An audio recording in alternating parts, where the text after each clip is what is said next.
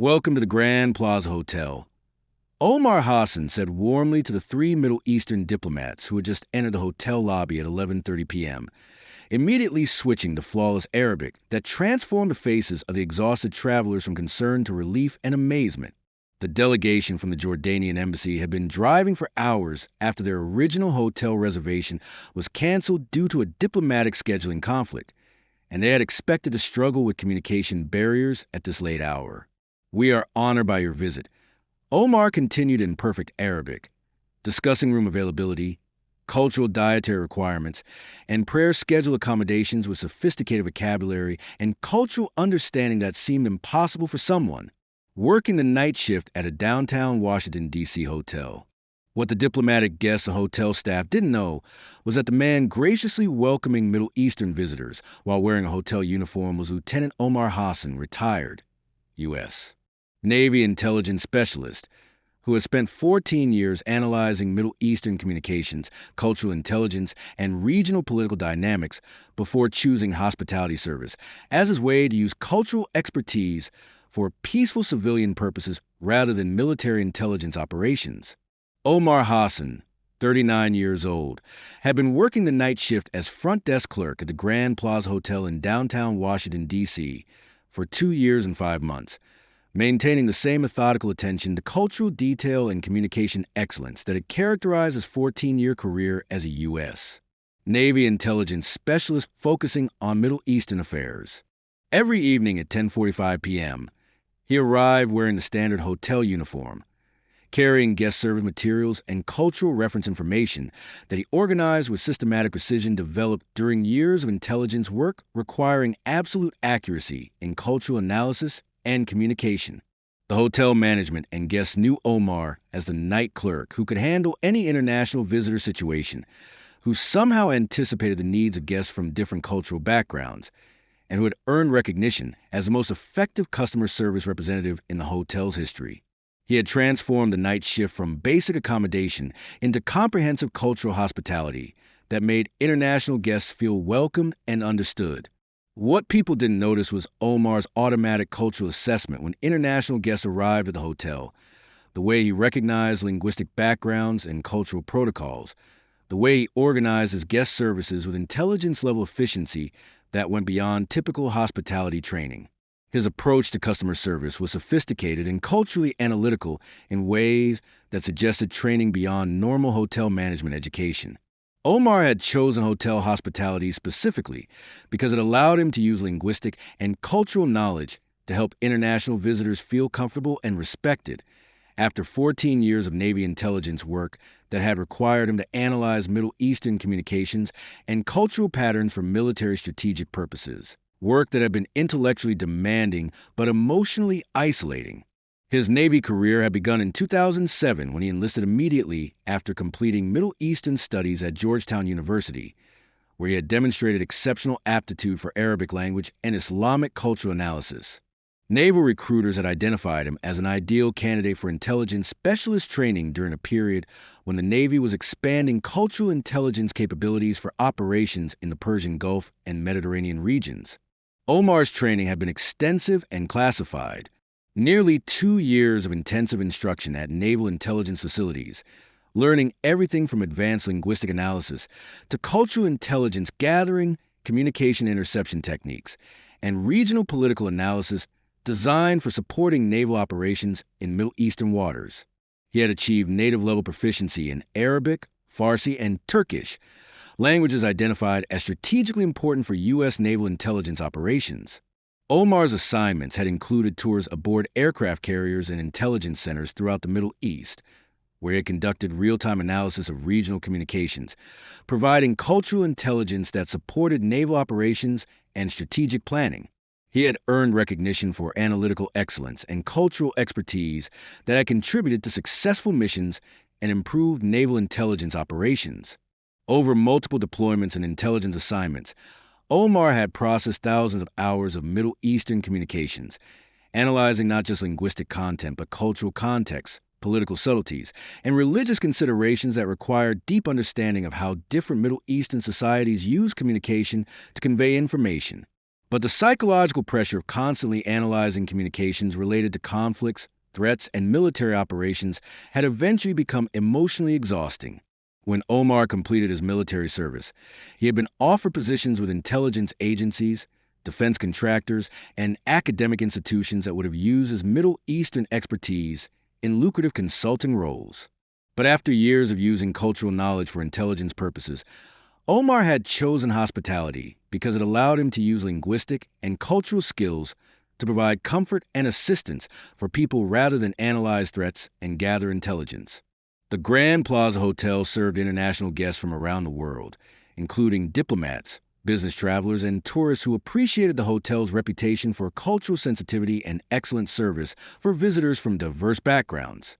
Omar's linguistic abilities and cultural knowledge had enhanced the hotel's ability to serve Middle Eastern guests with exceptional hospitality. During his 2 years at Grand Plaza, Omar had developed strong relationships with international guests who appreciated his ability to communicate in their languages, understand their cultural needs, and provide services that honored their traditions while meeting their travel requirements. Omar, said regular guest Dr. Ahmed Al-Rashid, a Saudi diplomat who stayed at Grand Plaza during his Washington visits, your understanding of our cultural needs and your perfect Arabic makes staying here feel like visiting family rather than just using a hotel. Dr. Al-Rashid, hospitality is about making guests feel respected and comfortable. When people can communicate in their own language and have their cultural needs understood, it enhances their travel experience. What Dr. Al-Rashid didn't realize was that Omar's cultural expertise was a result of military intelligence training designed for analyzing Middle Eastern communications, but that he had chosen to apply those skills to hospitality because he found meaning in using cultural knowledge to provide comfort rather than gather information. The evening when Omar's background was revealed began with a diplomatic situation that demonstrated how his intelligence skills had become essential for the hotel's international guest services. 3 representatives from the Jordanian embassy arrived at Grand Plaza at 11:30 p.m. after their original accommodation had been canceled due to scheduling conflicts related to a Middle Eastern diplomatic crisis. The Jordanian delegation included Ambassador Dr. Layla Mansour, Cultural Attaché Mr.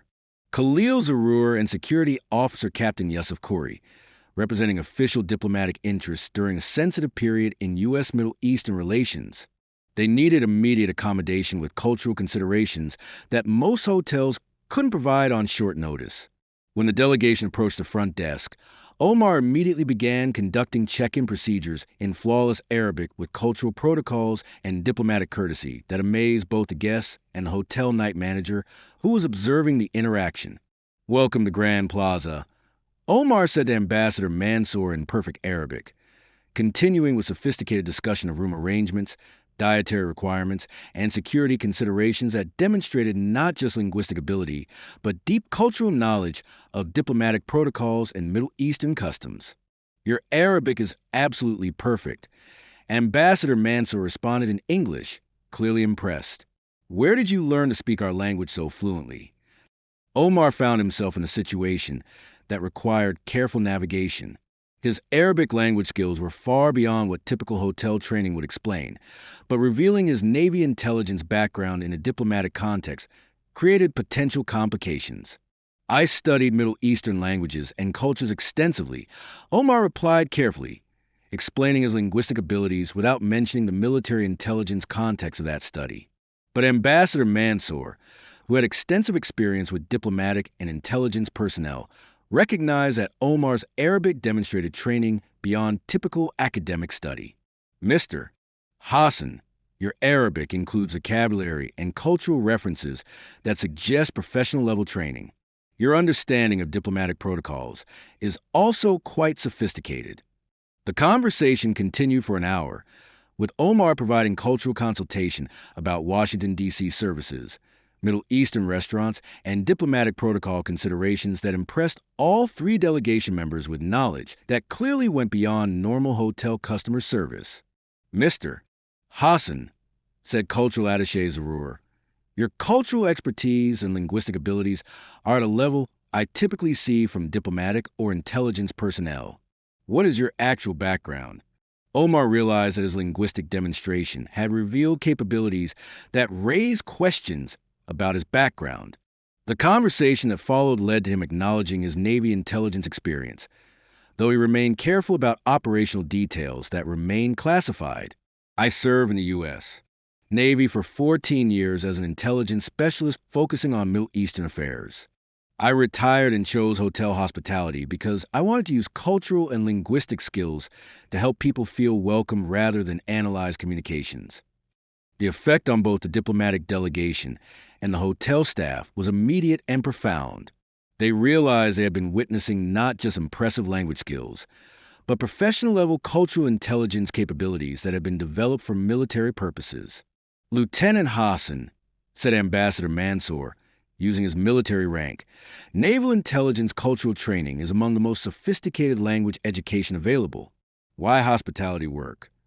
Omar explained his transition from military service, his desire to use cultural skills for hospitality rather than intelligent analysis, and his satisfaction with providing cultural comfort for international visitors who benefited from communication in their native languages. Ambassador Mansour, after 14 years of analyzing Middle Eastern communications for intelligence purposes, I wanted to use language and cultural skills to help people feel understood and respected rather than to gather information about them.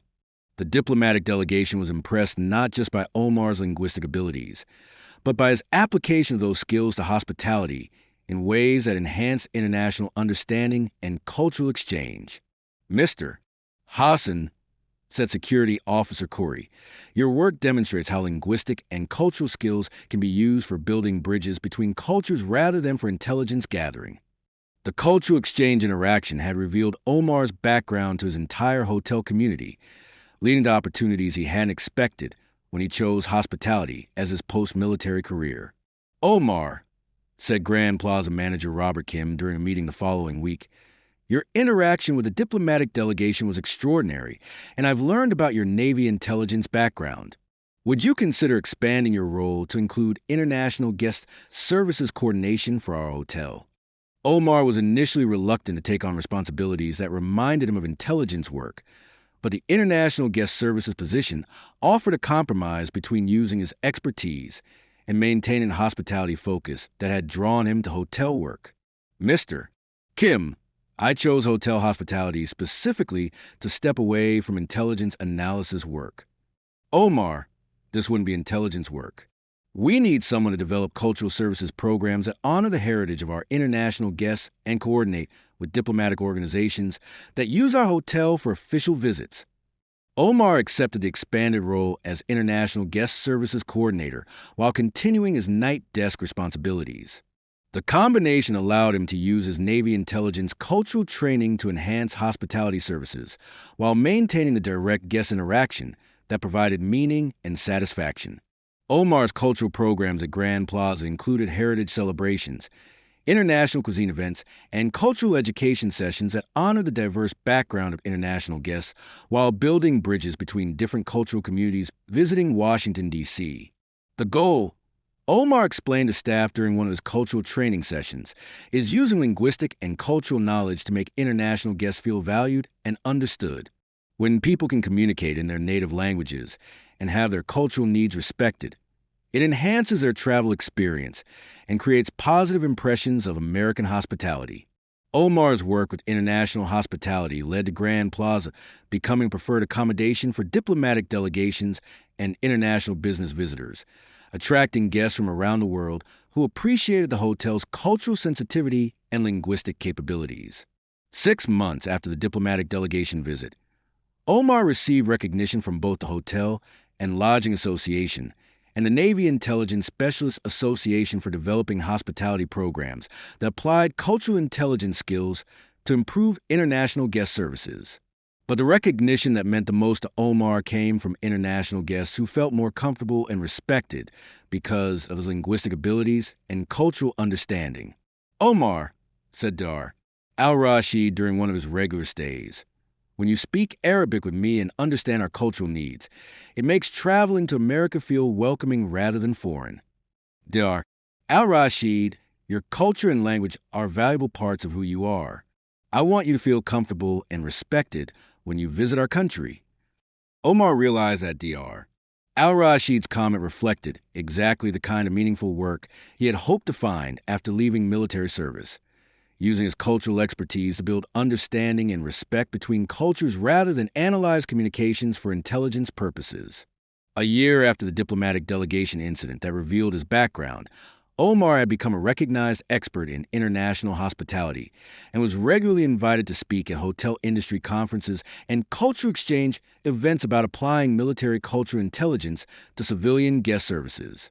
His presentation at the American Hotel and Lodging Educational Institute conference focused on the principle that had guided his approach to international hospitality. Cultural and linguistic skills developed for military intelligence can be redirected to create exceptional hospitality experiences that honor guests' heritage and build positive international relationships. 2 years after the Jordanian embassy delegation visit, Omar continued working at Grand Plaza while also serving as consultant for hotels throughout the Washington, D.C. area that wanted to improve cultural responsiveness for their international guest populations. His story was featured in Navy publications as an example of how intelligence skills could be applied to civilian hospitality, inspiring other Navy intelligence specialists to consider careers in international business and cultural services that use their expertise to benefit travelers and build international understanding. Today, Omar Hassan continues working as night desk clerk and international guest services coordinator at Grand Plaza Hotel, while also consulting with hospitality businesses throughout the Mid-Atlantic region. He still arrives every evening at 10:45 p.m., still provides exceptional service for guests from around the world, and still treats international hospitality as a serious professional responsibility. But he also develops cultural programming that enhances experiences for international visitors, trains staff in cultural sensitivity approaches, and coordinates with diplomatic organizations to ensure that foreign delegations receive hospitality that honors their cultural traditions while showcasing American service excellence. The hotel lobby where Omar conducts multilingual guest services displays a small plaque that reads, "In appreciation of service that honors our guests' heritage and promotes international understanding." Omar requested that the recognition focus on guest service rather than individual achievement. Omar's story reminds us that military intelligence expertise doesn't diminish when applied to civilian hospitality, it enhances. That Navy cultural training can improve international guest services just as effectively as it supports military operations. That the same linguistic and analytical skills used for intelligence analysis can be used to provide cultural comfort and respect for international travelers who deserve to feel welcomed and understood. The next time you stay at a hotel, remember Omar Hassan. Remember that the staff serving international guests might have cultural experience gained in contexts and assignments you can't imagine. Remember that they might have chosen hospitality not because they lack other qualifications, but because they found meaningful ways to apply extraordinary skills to serve travelers with cultural sensitivity and linguistic expertise. Sometimes the most important cultural intelligence happens not in military operations or classified analysis, but in hotel lobbies where former Navy intelligence specialists choose to use their expertise to create welcoming experiences for international visitors who represent the diversity and richness of global cultures. Sometimes the greatest linguistic expertise belongs to people wearing hotel uniforms rather than military uniforms, people who've chosen to apply intelligence training to hospitality service, ensuring that the skills developed for military analysis can be used to enhance cultural understanding and international goodwill. We need to recognize and appreciate the skilled cultural professionals among us who've chosen to serve quietly, especially those whose previous service required analyzing foreign communications in complex situations, so that international travelers can feel comfortable and respected during their visits to America. Because true cultural expertise doesn't disappear when military service ends. It just finds new applications. And sometimes the most valuable intelligence training involves not analyzing threats or gathering information, but using cultural knowledge to ensure that every international visitor feels welcomed, understood, and respected during their time in our communities.